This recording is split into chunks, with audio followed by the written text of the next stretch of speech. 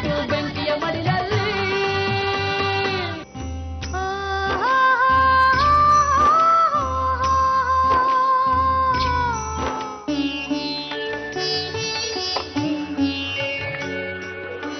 ತಕೊಳ್ಳಿ ಅಕ್ಕ,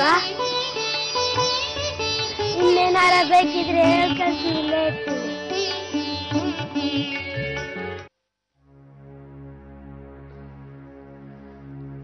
ಇದು ನಿನ್ಗೆ, ಇನ್ನೊಂದು ಮಲ್ಲಿ ಅಕ್ಕಂಗೆ ಕೊಟ್ಪ.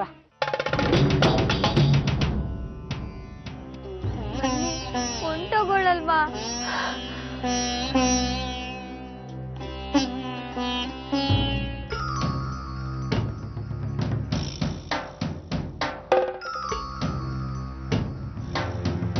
ಇಳ್ವಾಳ ಹೋಗಕ್ಕೆ ಇನ್ನು ಎಷ್ಟೊತ್ತಾಗುತ್ತೋ? 5-6 ಗಂಟೆ ಅವೆ.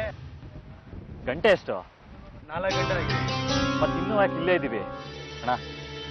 ಹೊರಡೋಣ ಅಣ್ಣ, ಇಲ್ಲಾಂದ್ರೆ ತುಂಬಾ ಲೇಟ್ ಆಗುತ್ತೆ ಮನೆ ಮುಟ್ಟಕ್ಕೆ. ಯಾಕೋ ತಿಂದಿ ತಲೆಗತ್ತಿದ್ಯಾ? ನನಗೆ ಹೇಳಕ್ ಬರ್ತೀಯಾ?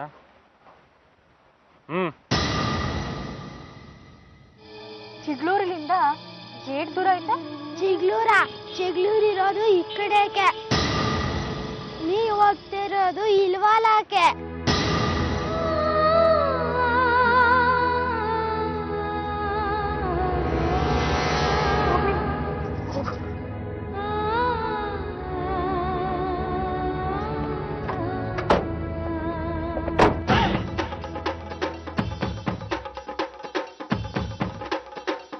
ಕಮ್ಲಿ ಮಂಜ ಎತ್ತೊಳಗೋಗ್ರಿ.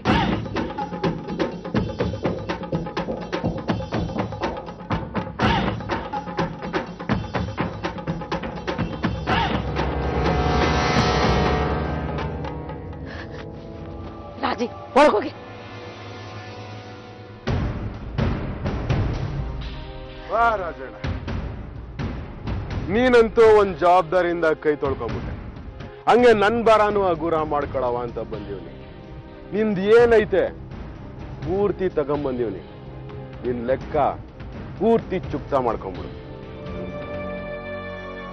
40,000 ಫುಲ್ ಪೇಮೆಂಟ್ ಕ್ಯಾಶ್ ತಗೊಂಬಂದೀವ್ನಿ.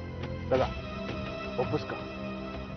ಆಯ್ತು, ಜೀವ ಉಳಿಸಕ್ಕೆ ಅವಶ್ಯಕತೆ ಇತ್ತು, ಜೀವ ಉಳಿತು.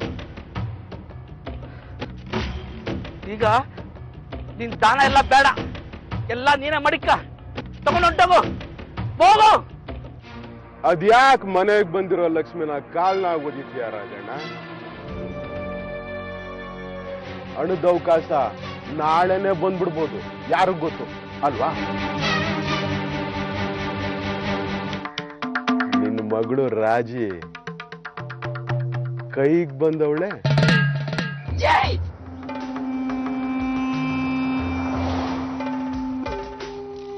ನನ್ ಮಗಳ ವಿಷಯಕ್ಕೆ ಏನಾರು ಬಂದ್ಯೋ ಸೀ ಹಾಕ್ಬಿಡ್ತೀನಿ. ಹೊಂಟೋಗೋ ಇಲ್ಲಿಂದ. ದಾಸ್ತಿನೇ ತಲೆ ಕೆಟ್ಟನ್ನದೆ ನಿನಗೆ. ಒಳ್ಳೆ ಮಾತು ಅರ್ಥ ಆಗಂಗಿಲ್ಲ. ನಿಮ್ಮ ಹಣೆ ಮೇಲೆ ಅದೇ ಬರ್ತಿದ್ರೆ ಭಗವಂತ ಬಂದ್ರು ಏನು ಮಾಡಕ್ಕಾಗಕ್ಕಿಲ್ಲ.